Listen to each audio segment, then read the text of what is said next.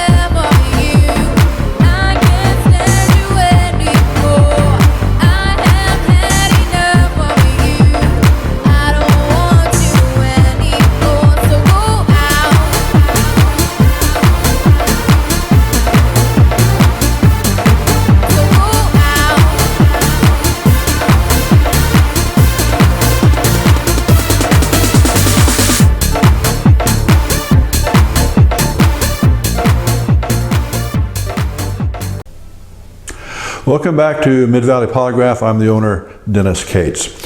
And today we're going to try to answer a question that has come up recently. I had a gentleman who came in for testing quite some time ago, successive hurdle testing, and he failed both the eye detect and the polygraph, and was very upset because he got the questions right, but he still failed, and he couldn't understand how he could do that. So I'm going to try to answer that question. I mean, it seems pretty obvious to me, but maybe there's other people out here who don't quite understand how you can pass, or how you can get all the questions right and still fail. So I'm going to try to answer that today. First of all, let's talk about the questions. There are three types of questions in a polygraph or an eye detect test, and only three. There are neutral questions, comparison questions, and relevant questions. Now, the relevant questions are whatever it is you came in to be tested for. You're being accused of robbing a bank, taking money, taking drugs, shooting somebody, stabbing somebody, or having sex with somebody besides your wife, okay? So those are the relevant questions. Did you rob the bank? Did you steal the money? Those would be relevant questions. The neutral questions are, in the eye detect, it's simple math questions like 2 plus 2 equals 4, 2 plus 2 equals 5. 2 plus 2 equals 4, yes. 2 plus 2 equals 5, no. So you would just answer those questions either yes or no, or true and false. In the polygraph, neutral question would be, are you now sitting down? Yes. Or the lights aren't in this room. Okay, those are neutral questions. What's most important about neutral questions is that they don't count. We don't score them. It doesn't matter if you know that 2 plus 2 equals 4. We're not going to score those anyway. Those neutral questions are used to try to bring your body back into balance, give it a little break, give your mind a break from the questioning. So they're not even scored, okay? So don't worry about those. What's important in these tests are the comparison questions and the relevant. And let's talk about the comparison. What I use at MVP, and what I think most polygraph people use, are directed lie comparison questions, or DLCs. And these are questions that we direct the examinee to lie to. We want you to lie to these questions, and we tell you in advance, I want you to lie to this question. Because what we do is, when somebody comes into my office to be tested for whatever it is, you know, robbing a bank or taking money or whatever, I'm going to believe them when they come in. If they tell me they didn't do it, okay, you didn't do it. I believe you. And so in order to run the test, we have to compare that relevant question against something that we know is a lie. So I tell the person to lie. And then when I ask him, did you rob the bank, I'm going to compare his physiology, or in eye detect, his pupils dilation or constriction. We're going to compare that against the directed lie. Okay, that's how we determine whether or not someone is being deceitful or not. And when I get done with this part, I'm going to show you some actual polygraph charts that make this whole thing very obvious. I mean, a picture is worth 1,000 words, and you'll be able to see that for yourself. Now, the directed lies we're going to direct the person to lie. For example, if I was being examined, the examiner may say, I want you to lie to the next question. Are you wearing glasses? No. Okay, I want you to lie to the next question. Are you bald? No. Well, obviously I'm wearing glasses and I'm bald, so those are lies. And so then we're going to take that, those readings, those physiological readings, and compare them against the relevant questions that we're going to assume is true. Did you rob the bank? No. Okay. Did you shoot the man? No. Okay. But just because you answer correctly to those questions doesn't mean they're true. Okay, let's say somebody comes in and they're accused of stealing money out of a safe. And let's say they didn't steal the money. But I'm going to ask them, did you take the money from the safe? No. That's a truthful answer, and he answered correctly. But let's say this guy did take the money. Let's say he stole the money out of the safe. So when I ask him, did you take the money out of the safe? The correct answer is still no. But that doesn't mean it's true if he took the money out of the safe. So he can answer correctly, but he's still being deceitful, and he's going to fail the test. So I hope that's obvious to you. Another thing that this gentleman was upset about is that he said he only scored 1 out of 100. And he assumed that meant he only got 1 question right out of 100. Well, the test that he took on the ITech was 123 questions long. And he got every question right. He got all the math, which I'm happy for him. He got all the math questions right. 2 plus 2 is 4. Yes. 2 plus 2 is 5. No. Got all those right. He answered correctly when he was told to lie. And he answered correctly on the relevant questions. So he got all of those right. And so he was didn't quite understand how he could get a 1. Well, at the end of the IDTech test, and similar to a polygraph test, when the whole test is over, then you calculate the results. You come up with the results. And in the IDTech, all the data at the end of the test of all the questions and the readings of the eyes, and the IDTech, it takes a reading 60 times a second. All of that information goes up the cloud to Converis, the owner of the instrument, and who has the proprietary algorithms for grading. Goes up to them for grading. Then it comes back down to me with the result, either deception or non-deception. And the way it works is that a score from 1 to 50 is deception, a failure. From 51 to 99 is a pass. Okay, no deception. So it doesn't matter if you get a 40 or a 1, it's still deception, but the 1 just is really deceptive. And it doesn't matter if it's a 60 or 99, it's still a pass, but a 99, of course, it's obvious that there is no deception. So it's either pass-fail. When he got a 1, that doesn't mean he got 1 question right. No, he got them all right. He got a 1 because his deception was so strong. Okay, I mean, I hope that makes sense to you. Okay, so let's let's be done with that, and let me show you now actual polygraph charts that I've taken, and it will make this. I hope you'll be able to see what exactly it is I'm talking about. Okay, all right, let's go look at the charts.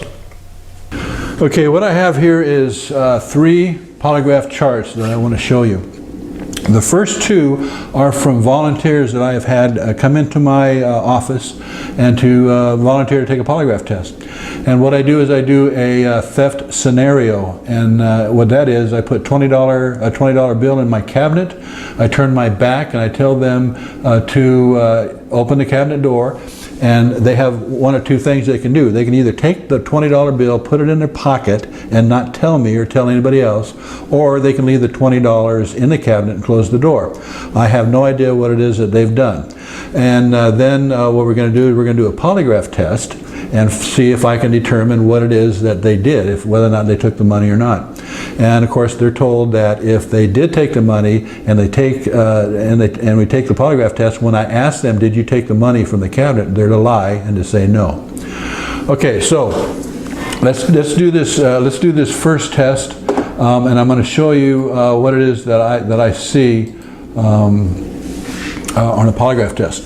These 2 lines up here, these are the pneumos. These are the breathing sensors. This one is on the upper chest, and this is down by the belly button. People are either chest breathers or belly breathers. This person is a chest breather, so this bottom doesn't do us any good. I'm going to get rid of it. Okay, so this is the breathing. In, out, inhale, exhale. This graph here is the EDA. This is the sweat that comes on the person's hands as they're being asked questions. This is that reading. The next one is the cardio. This is the red one. This is tells me what the heart is doing as we do the test. And this line down here is a plethysmograph, or PLE. This is a sensor on the end of the finger that shows the capillary action of blood as it retreats from the skin. Okay, those are the graph readings, or the tracings. This green line here, here, here, and here, these are the directed lie comparison questions, the DLCs.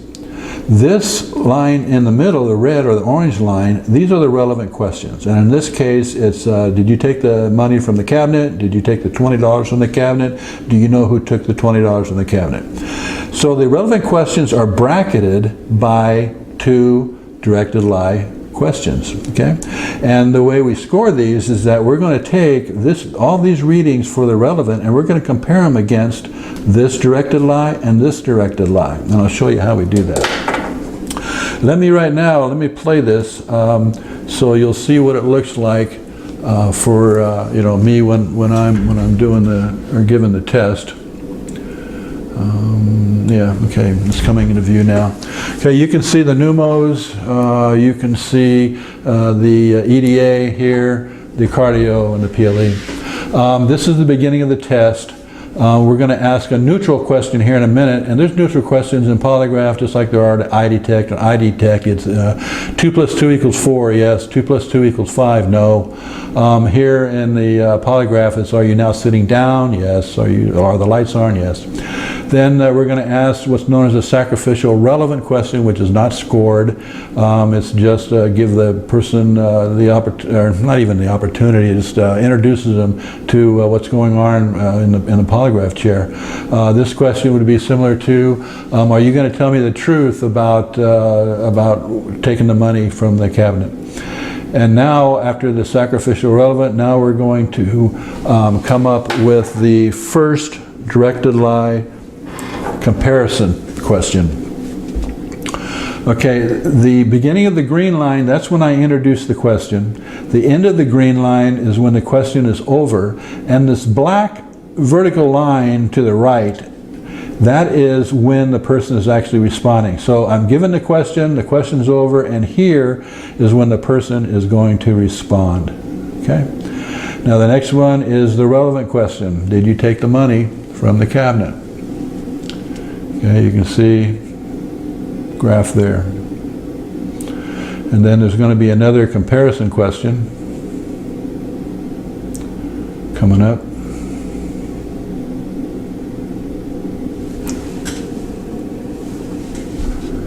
And here is the comparison question. Now what we do in polygraph to score this, and I'll show you how we score in a minute, but we're going to, if you notice, this relevant question is bracketed between these 2 directed lie questions. So what we're going to do is we're going to compare these responses against this and against this. And I'll show you how we do that in a minute. Here's the next relevant question. And you can see how the body is responding. You know, did you take the $20 from the cabinet? What's the body's response? Now there can be a directed lie comparison as next. Now the directed lie comparisons are really simple. Let's say the person is wearing glasses. I will tell them, I want you to lie this next question. Are you wearing glasses? No. Okay. It's obvious, you know, I can see what the person is. Let's say the person is wearing a jacket. I want you to lie the next question. Are you currently wearing a jacket? No. See, I can see what the truth is. And then here's another comparison lie. So this relevant here, we would compare against this DLC and against this DLC. And this is almost over. And this relevant question, we would compare against this DLC and then the final DLC that's coming up. Let me go ahead and get this over with. Okay. All right, so the test is over.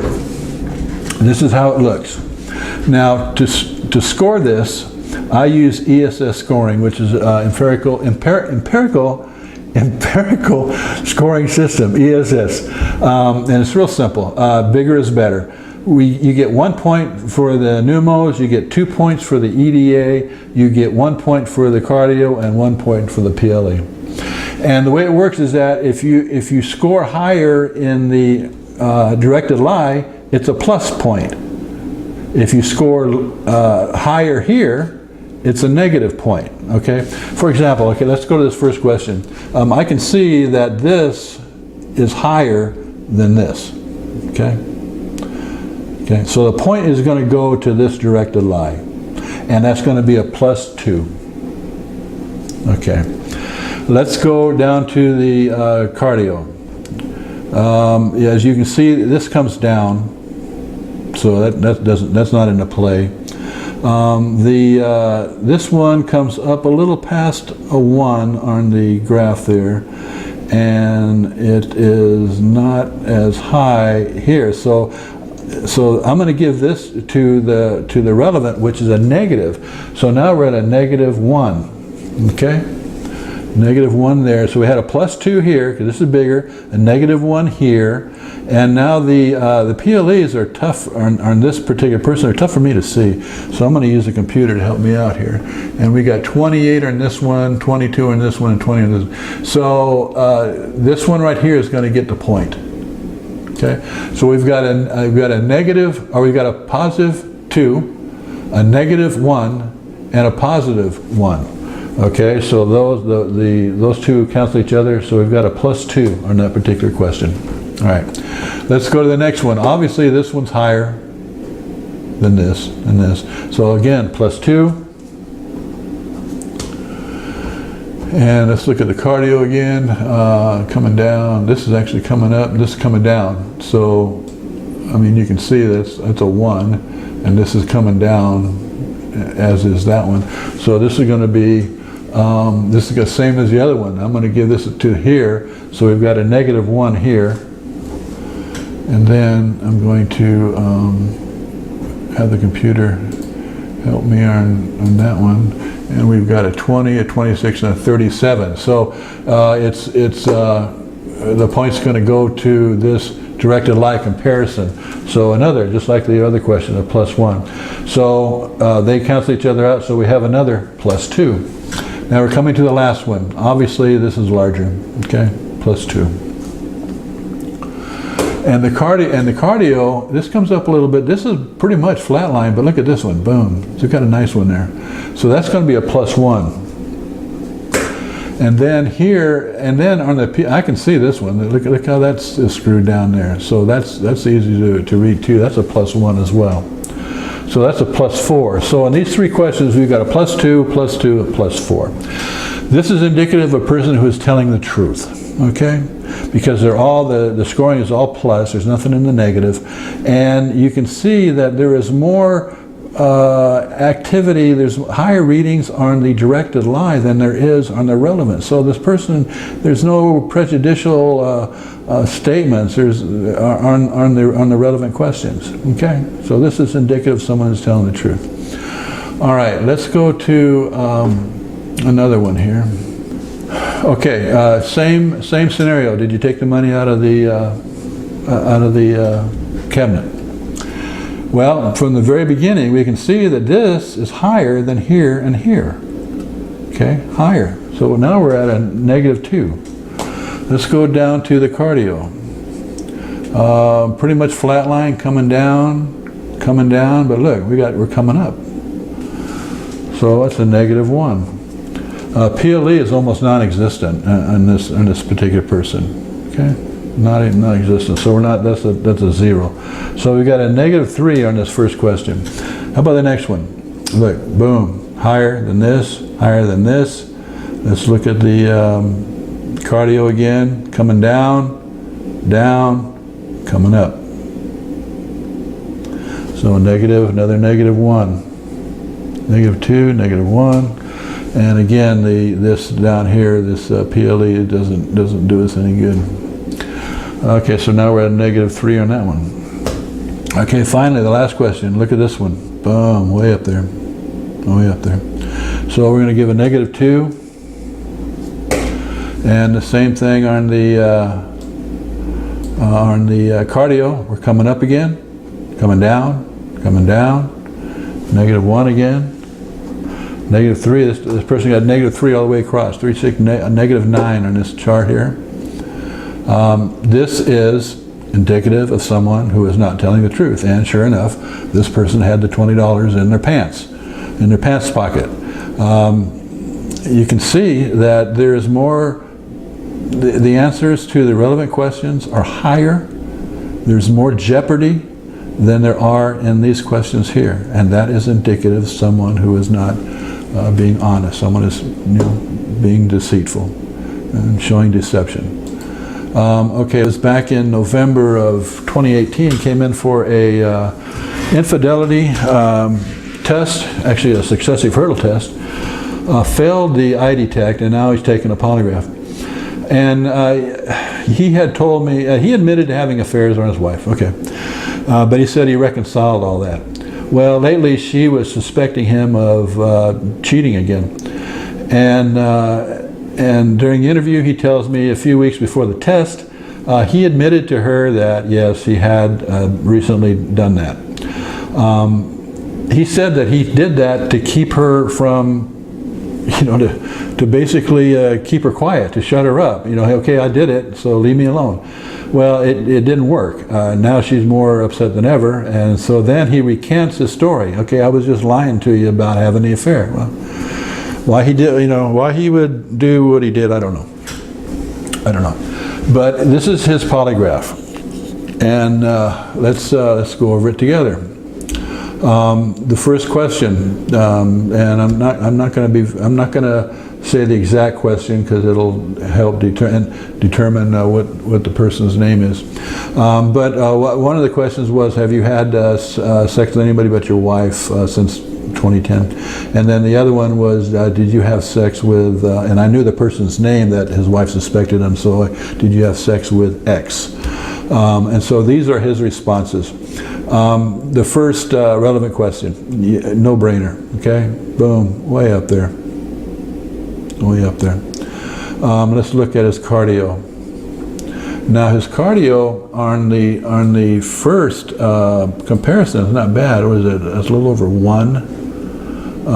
But what is it here? Let's put it right there in that line. If I can get it there. That's almost 2. That's almost a 2. And so that's only a 1 on that. So he's going to get a -2 on his EDA and a -1 on the cardio. Let's look at the PLE. Wow, look at this. Boy, is that screwed down or what? Okay. So that's another -1. So in that question, he's got a -4. Let's look at the next question. Obviously, again, elevated, nothing here, and he's being directed to lie here, just like I told you before. But all the jeopardy and all the his fears are right in here, okay? Because he doesn't, all his deceptions right there. So let's look at his cardio. Let me screw that down a little bit.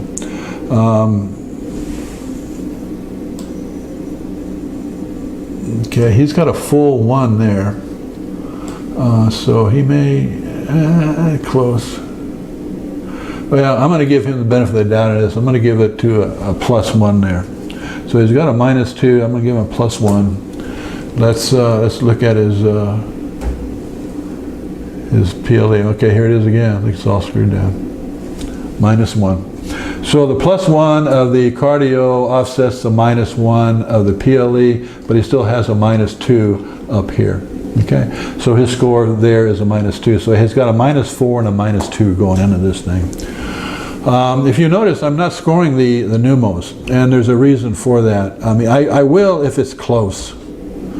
I will if it's close. But I don't like scoring these because they're so easily manipulated by the person I'm testing. I mean, you can manipulate these readings by holding your breath or whatever. But you can't do, but these, I mean, how are you going to manipulate this thing? You can't manipulate this. So this guy shows deception. He failed, and I'm sorry that he failed, because I hate failing people. But if they come in here and they don't tell me the truth, I really have no choice. Okay, so these are 3 charts that you can see, that I explained to you, and this is what I see when I test somebody. And so in answer to the original question, is it possible to correctly answer a question in a polygraph and still fail? Well, yes, it is, obviously, because the obvious question, or the obvious answer to this question right here, did you have sex with anybody but your wife? The obvious correct answer is no. You're not going to admit it. But just because you say no, don't mean it's true. Okay? Did you shoot that man? Well, of course, you're not going to say yeah. You're going to say no. So that's the correct answer. But it's, if you shot him, it's a lie. Did you stab that person? Well, if you stabbed him, you're still going to say no. But it's a correct answer, but it doesn't make it true. Okay, so these are the charts. This is how we score these things, and I hope that that has been educational to you. Okay, all right, we're just about wrapped up here.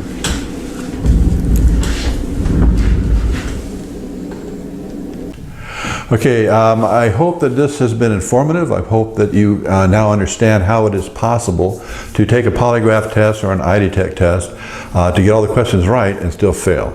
Okay, so it's possible. We hope that no one does fail. We hope that everybody comes in and tells the truth, but that doesn't happen all the time.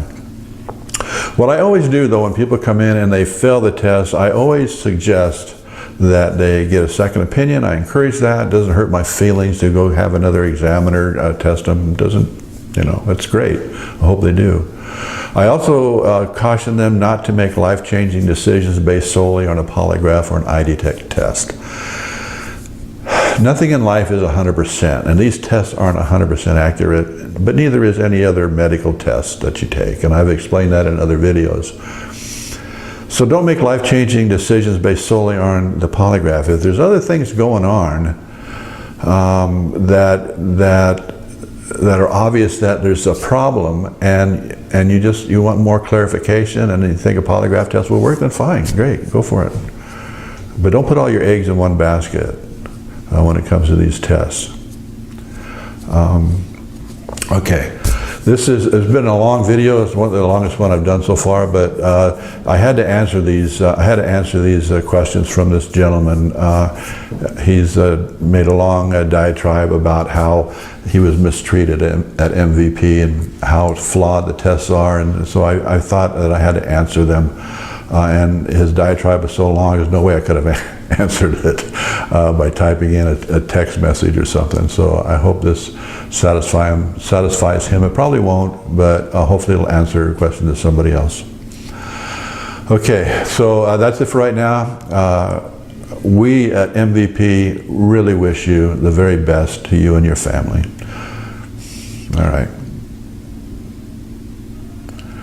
Okay, Joe Bob, you've been writing in your, what is that, notebook? Ever since we've been doing this, is a long video. What are you writing over there? What are you doing? You writing a poem? I didn't know you were a poet. You're writing a poem to your girlfriend. I didn't know you had a girlfriend. What's your girlfriend's name? Linda. Okay, where did you meet Linda? Online? Okay, well, a lot of people do that. How long have you been dating her? A week? Okay, and you're writing her a poem? That's wonderful. Joe Bob, I'm so happy for you. Can I read your poem? Okay, great, thanks.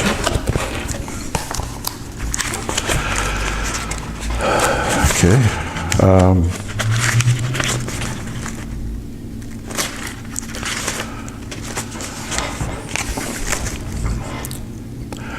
Roses are red, some are pink. I like you because you don't stink. Your eyes when they flutter remind me of butter. And your skin. Joe Bob, no, Joe Bob, we can't. No, Joe Bob, you can't do this. Joe Bob, you are my friend. You're my brother, man. I love you, dude. But you can't send Linda that poem. Well, no, it's very, yes, it rhymes. It's very good. Look, it's been a long day. This taping has taken a lot out of us. So why don't you help me clean up, and then clean everything up, and then we'll go down to Sammy's and we'll have a couple of brews, okay? We'll have a couple of beers and we'll talk about your poem, okay? Buddy, believe me, you don't want to do this, okay? All right. Come on, Joe Bob, help me here, and then I could use a drink. Come on, we'll get something to drink. Come on, let's go.